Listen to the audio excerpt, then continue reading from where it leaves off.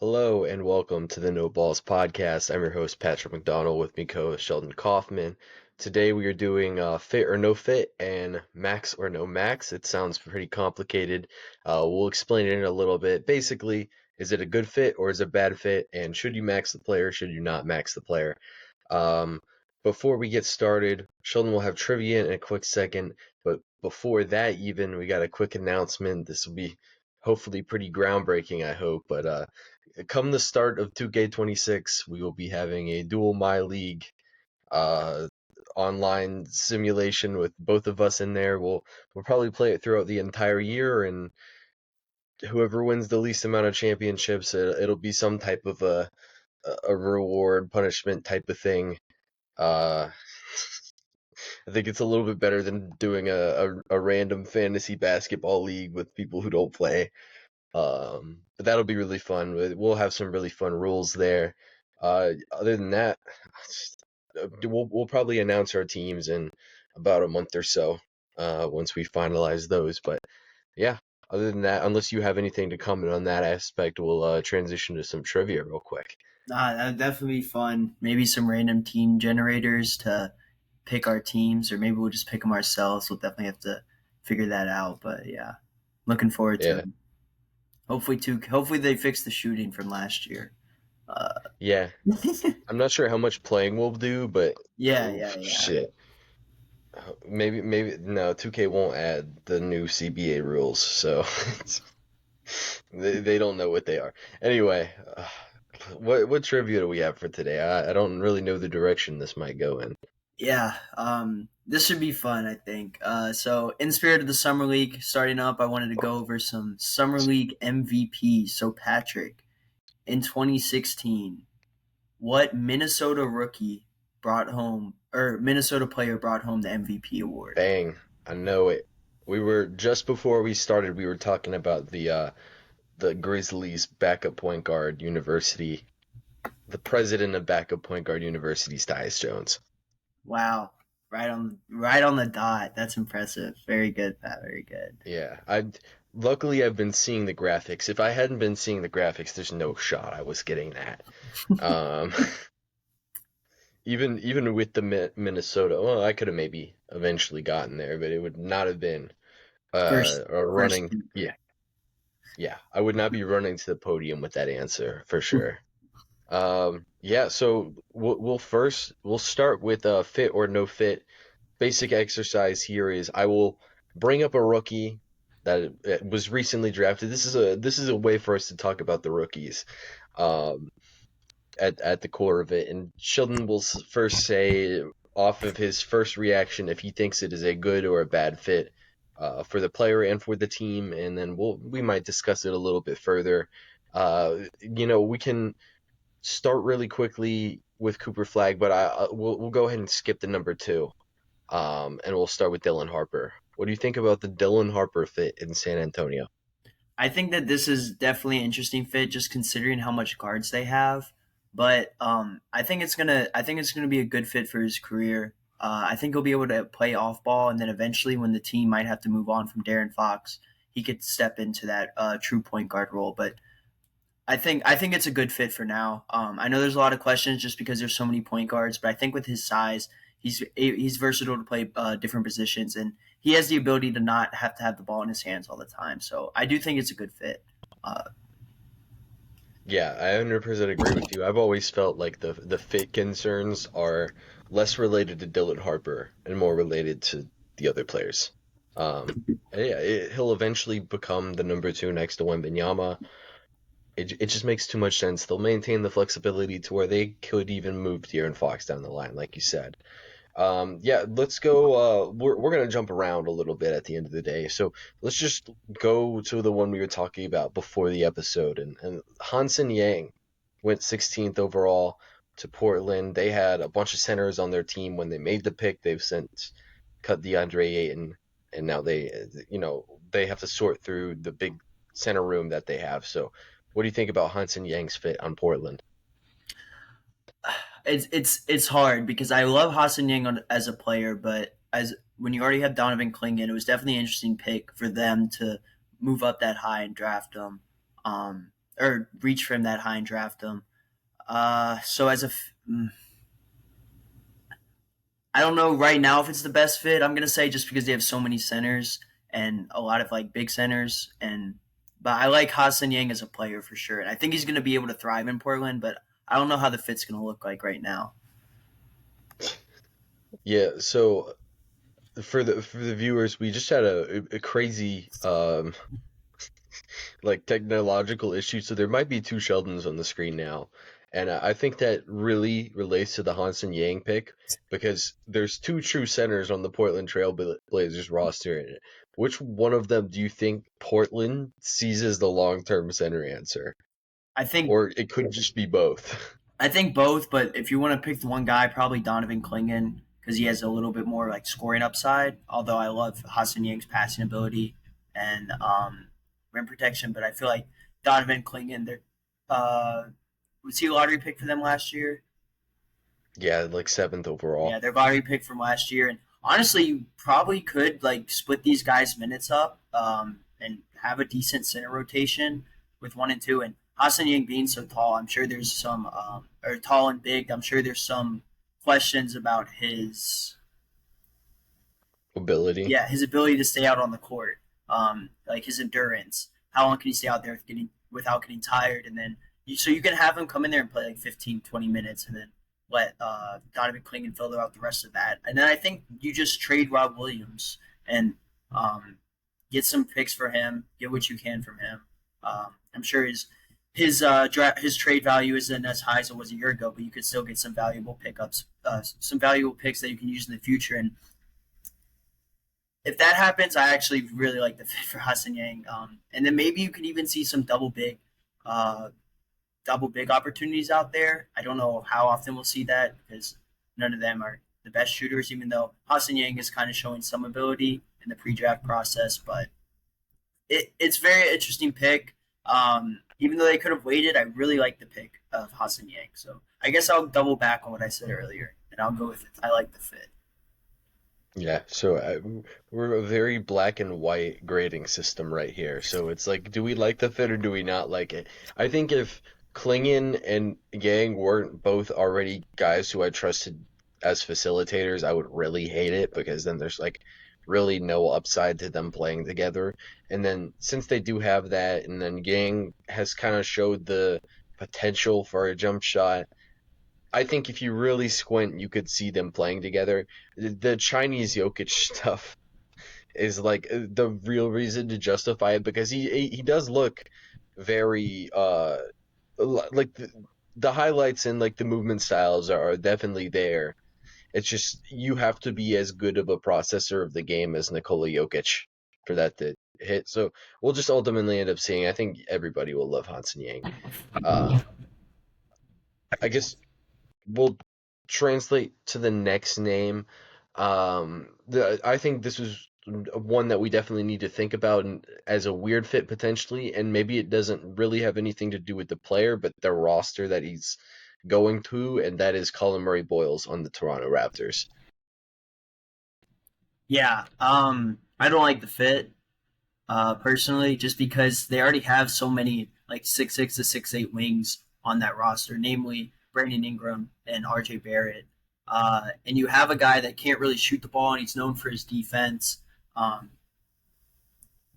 yeah, I feel like it just kind of stocks up that wing position for the Raptors. Uh, Even though Colin Murray Boyles is the great defender, like I said, just he's like a lesser developed Scotty Barnes.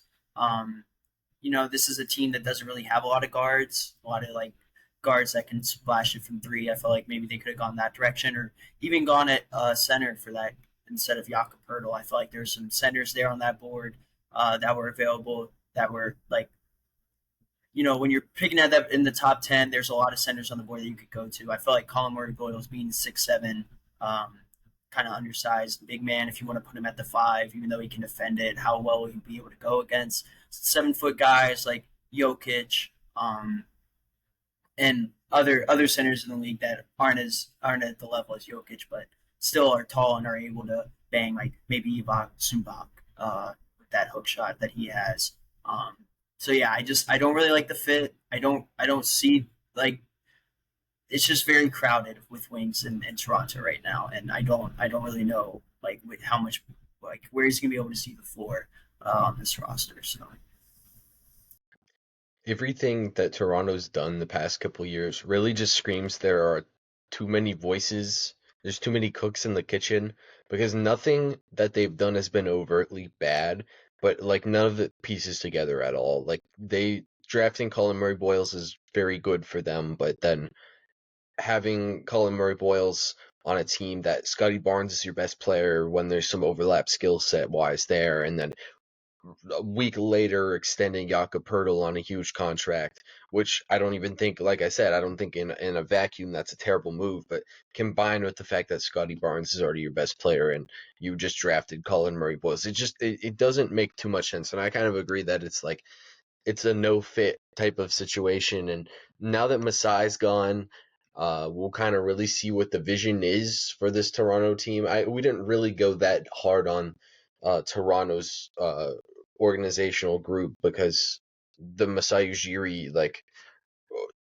separation had just happened, so we don't really know who's calling shots for them or who has honestly been calling shots for them for a while because we kind of didn't feel like Masai would get fired during or right after the draft. If he was getting fired after the draft, he probably didn't make the draft decision, if I had to guess.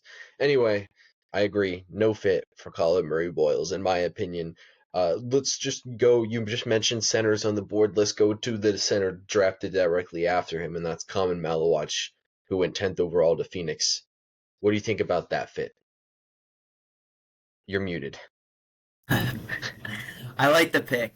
Um, and I liked it the fact that they also traded for Mark Richards. I know like a lot of people were like, but Mark Williams is a really good center when healthy.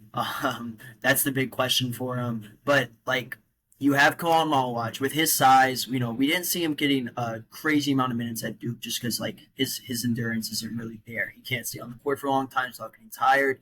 Now you have Mark Williams, who's a great center, but he's a lot of injury concerns, so you don't want to go out there and play him a bunch of big minutes. So to pair them two together, I think is a really good job at the Suns organization. Um, I feel like, I thought they would maybe go point guard in our original like pre-draft mock drafts, but I think center was a great position for them to go. Like, they didn't really have a backup besides Nick Richards, and I feel like Mark Williams is definitely better than Nick Richards. And when you go out and get Colin Malawach, like the defensive prospect that he is, it's going to be fun to watch. Um, People try to go up on him, and he just smacks it away. I really like the fit here for the Suns, and I think the Suns are doing a pretty decent job, I guess, especially just like now that KD's gone, you get a whole future for KD. Just trying to rebuild from that and getting your center for the future and a really good center in front of him to learn from. I think really good job at the Suns. Yeah, I would really like the Mark Williams acquisition if Mark Williams was just like a little bit better than he is. But that being said, I don't think drafting Malawach like when the move initially happened, I didn't really like it because now Malawach doesn't have a clear runway for playing time.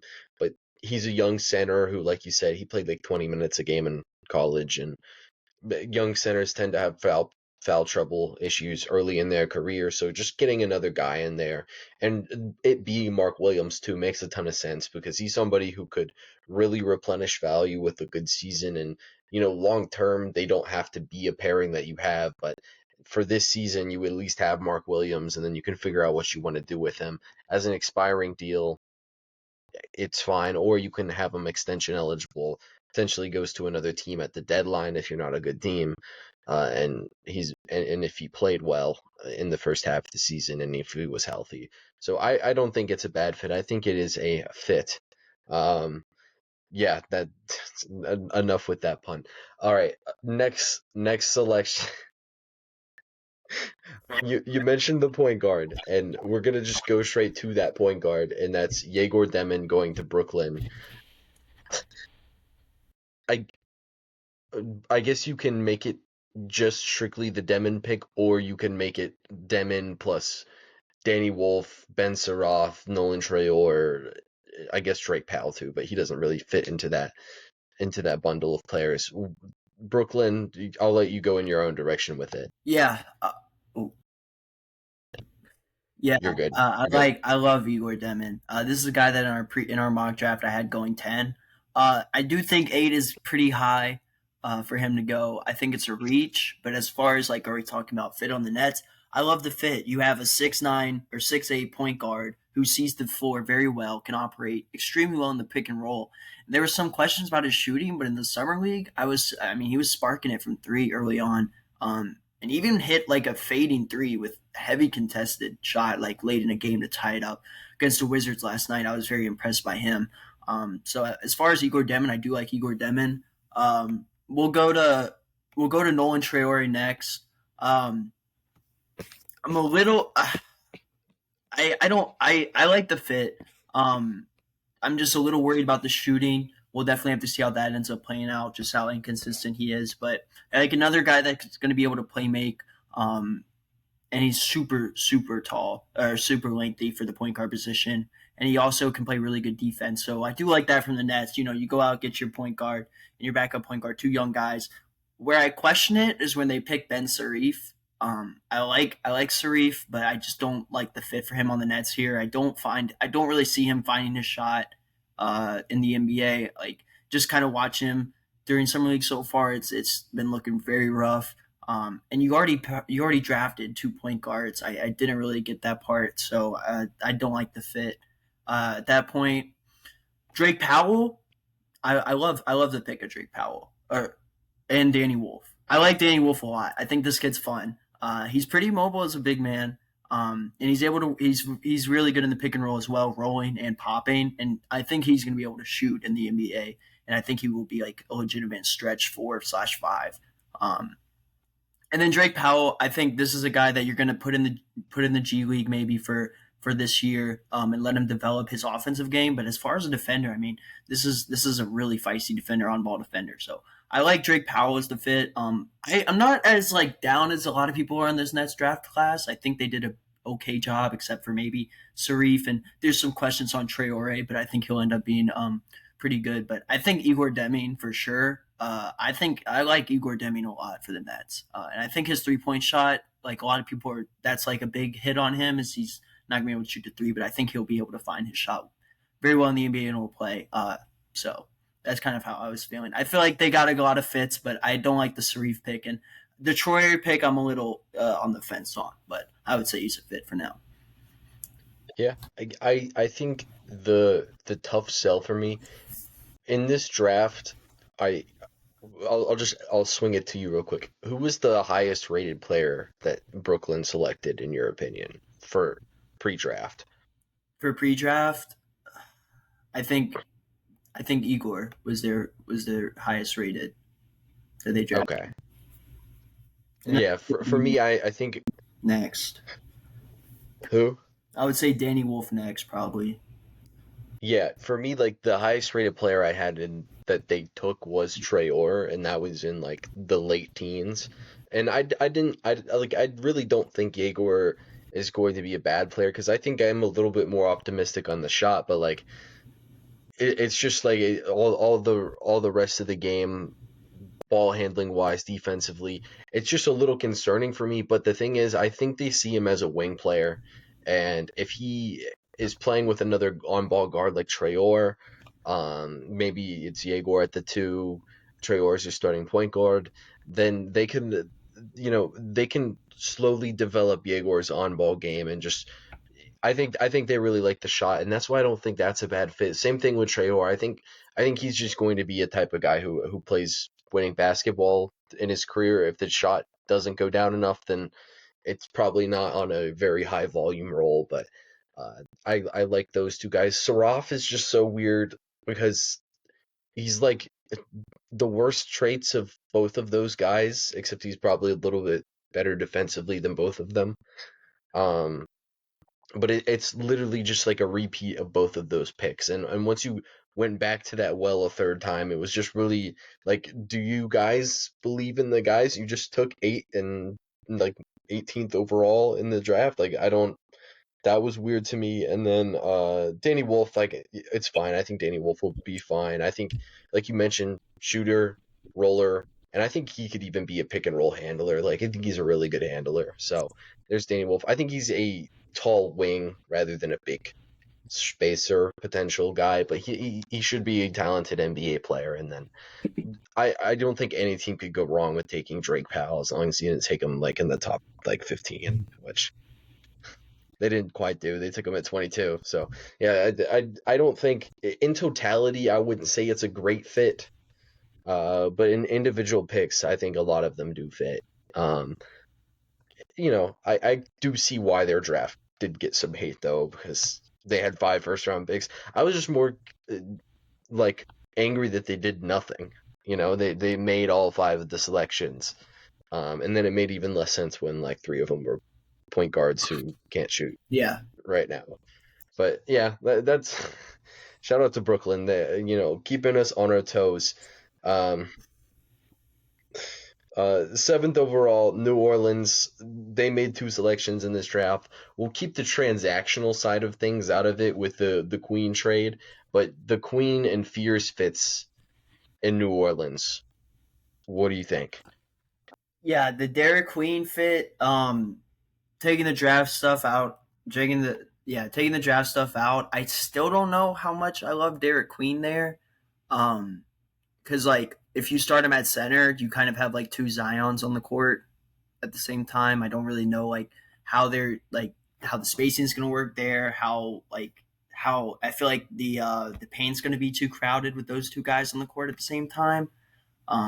So I don't really. I'm a little concerned on the Derek Queen side of it. I don't know if that was the best fit for him. Definitely would have selected to see him go somewhere else.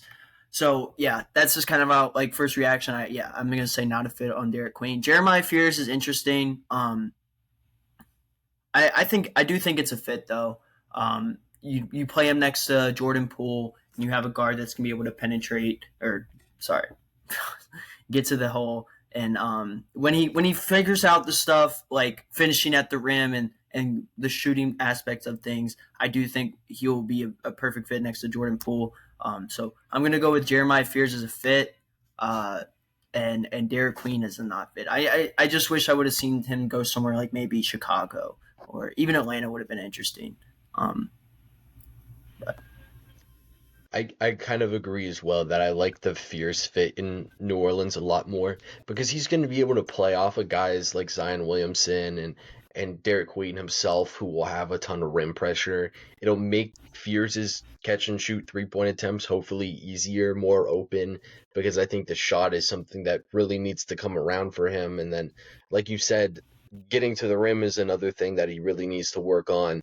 And they'll have shooters on the floor for him. And I think the big thing too is his defense could be absolutely terrible in the NBA, and the fact that they have Herb Jones and Trey Murphy already on that roster, I think really could help him like at least be able to stay on the floor in big games, maybe in a year or two when he's ready to play like a big time creator type of role.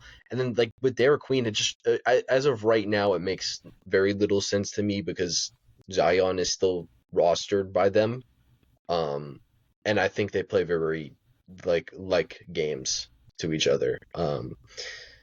Obviously Zion's a little more of a vertical stretch than Derek Queen is. Derek Queen's obviously more ground bound, but I think other than that, their game is very similar. Their strengths and weaknesses are very similar.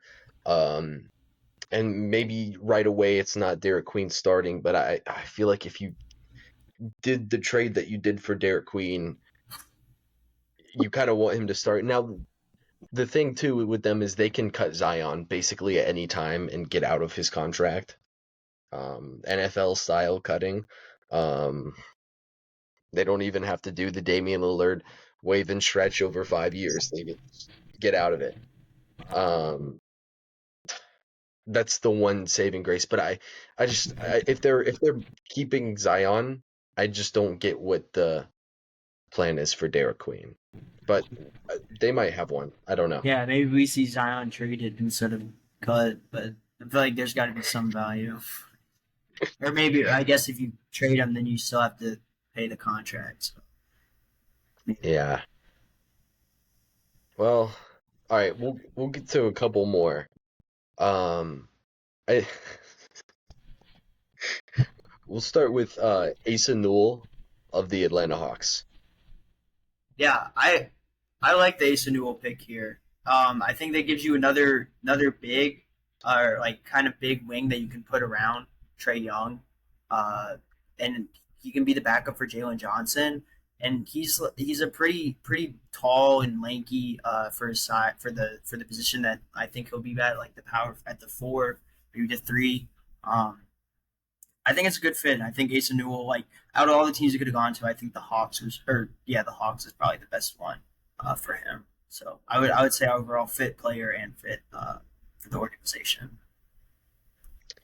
I think the big thing for him too is he has a pathway to early career minutes, but he's not relied on to be an early career minutes guy in Atlanta. Like he can, when Porzingis doesn't play an inevitable 25 games this season, Asa Newell can be their backup big and they can start Onyeka Okongwu and they can run similar schemes with Asa Newell at a small ball five position that they would with Onyeka Okongwu. Um, I'm not sure what the ceiling is for Asa Newell, but I really like the Atlanta fit for them, and I think there was a real reason why he was constantly getting mocked to Atlanta in the lottery, even though like nobody really felt like Asa Newell was that caliber of a prospect. I think this is a great place for him. He'll get set up for by Trey Young for lobs. I think he can help play into the defensive ecosystem that they're trying to build there. It just makes too much sense for me. We're going to continue to jump around. We're going to go all the way back to the fourth overall pick, and we'll do Concanipple for the Charlotte Hornets. Yeah, I love the Knipple pick, honestly. I think you can put him right next to Lamelo Ball at the two, and then put Brandon Miller at the three. And I think he'd serve really well with him.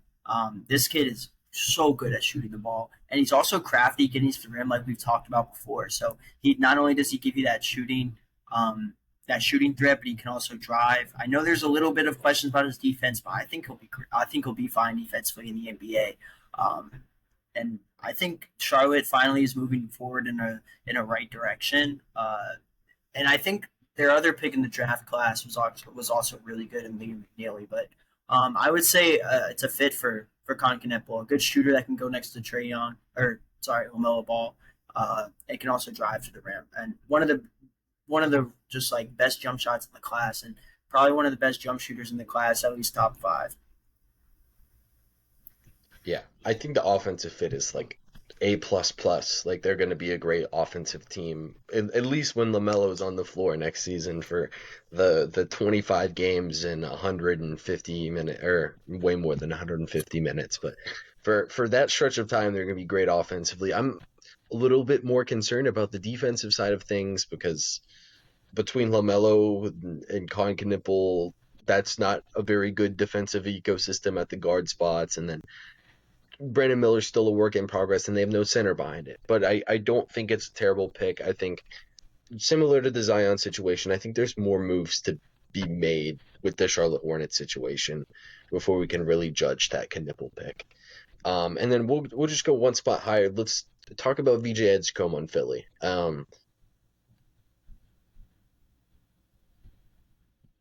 Oh, sorry, I thought you were going to say more there. Um, Now that I love Edgecombe in Philly. I think correct me if I'm wrong, but the 76ers took up like all the clock on draft night to get before they picked BJ Edgecombe. So I think they were feeling I think so. they were fielding a lot of calls, but I mean they did the right thing and picked up the best athlete in this draft class. You can put him in at the shooting guard, shooting at the two spot, and I think the defense that he's going to bring to this Philly team is going to help him out so much. You don't really need him to be like that great offensively because you already have Tyrese Maxey, Jared McKinney, Joel Embiid. See how Paul George is this year. But I mean, and a guy that his offense is like questioned. I mean, he's not going to be. You're not going to go out there and ask him to hit a ton of threes. He's going to be able to get past NBA defenders. He's going to be able to run really well in this league, and his shot will improve. And the defense that he's going to bring is going to make Philly one of those talked about teams again in the East. And hopefully, what happened last year doesn't happen again. But I think it's a great fit. This team's looking really good. They smacked on their draft pick last year in Jerry McCain, and I think they're gonna hit again with VJ Edgecombe. Um, yeah, I think it's a perfect fit. I think it's a great fit too. There's a bunch of talk about all the guards, but like none of them play the style that VJ Edgecombe plays. I think Maxi, McCain, Edgecombe, and Grimes all bring a different pitch to the team. I think you can play three of those guys together in a starting lineup if you need to. It just makes sense. And it was definitely the right pick for Philadelphia to make. Um, unless unless there's any other, I guess, controversial fits, but like we're not gonna talk about if Cedric Coward or Carter Bryant are good fits because those guys are good fits on every team. But if there's any other like interesting fits that you want to talk about here, I'll give you the floor. Let me see if I have.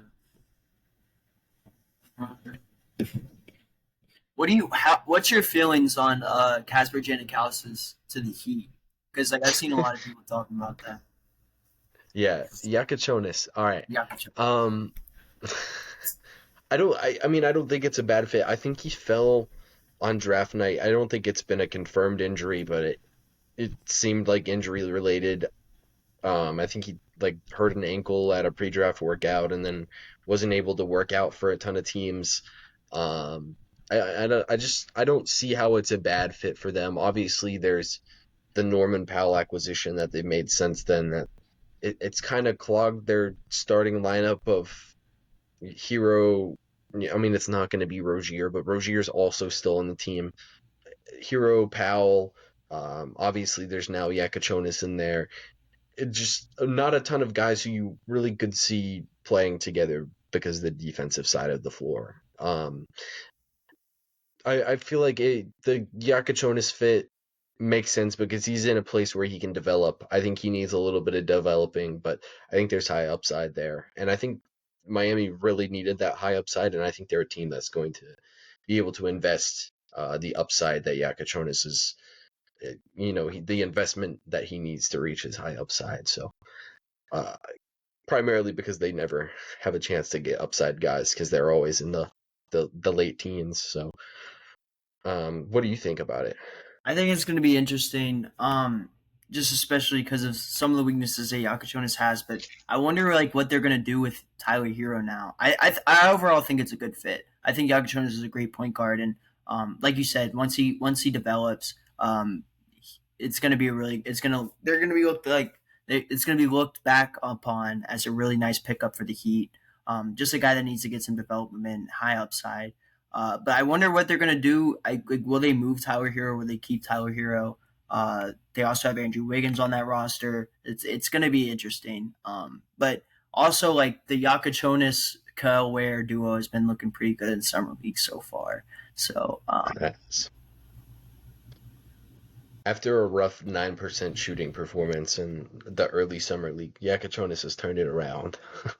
um, it- yeah, I think it's a good fit, honestly. Like they'll invest time in him. I don't think he's going to be expected to start day one. I don't even know if that was what's best for him. And I think if he went to an earlier picked scenario, that would have been expected of him. So just I think it's perfectly fine for Yakachonis. So yeah, unless you have anything else, we'll move forward to max or no max. yeah, Um, I don't think I got anything else. Nothing. yeah, because I honestly think like this draft. You can speak on this too, but I feel like a lot of teams picked up some good fits like throughout the first round, like except for some of the guys we already talked about. But I feel like every team did pretty good. the key is it was a very strong draft. So Yeah, you could pick a very good player that still had a like you could be deciding between three good players with good fits and one player who was just as good with bad fits. When in other drafts it's not necessarily like that. And I think that makes it just made it so much easier for players to find places that are good for their own development. So I think that's the key of it.